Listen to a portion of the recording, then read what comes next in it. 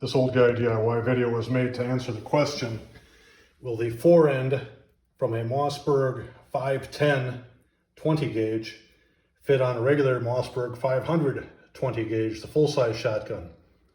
So a friend of mine has this 20 gauge that his daughter hunts with, and she's not very tall, and she's had a problem reaching out when she goes to pump the shotgun. So he had an opportunity to get one of these little forends from a Model 510 Bantam that's designed for kids and shorter people, and we didn't know if it would work on here or not. So I popped the pin here, I took the trigger group out, I installed this forend where the standard forend had been before, and yes, the action bars line up as they should. That forend works just fine. So since we know that the forend and the action bars work like they should, we can move to the next question, which is if a guy wanted to take a standard 20 gauge Mossberg 500 or a Maverick 88 and make it into a smaller gun with an 18.5-inch barrel and 4-round capacity rather than 6, is it possible?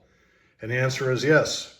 You just have to take off the magazine tube, and since these things are Loctited into the receiver, it's a matter of heating that. You can use a hair dryer if you like to, and then just take a strap wrench and spin that tube out. Then you would install this shorter magazine tube that comes with the 510.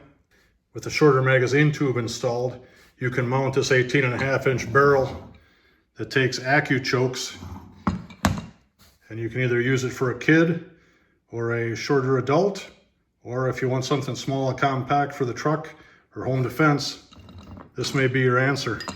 So in summary, if you have a Mossberg 500 20 gauge or a Maverick 88 20 gauge, and for whatever reason you would like to use a forend that's easier for the kid to grab, you don't have to reach out as far, or you'd like to put a shorter barrel on it with a shorter magazine tube, the barrel, magazine tube, and forend from the Mossberg 510 in 20 gauge will also fit.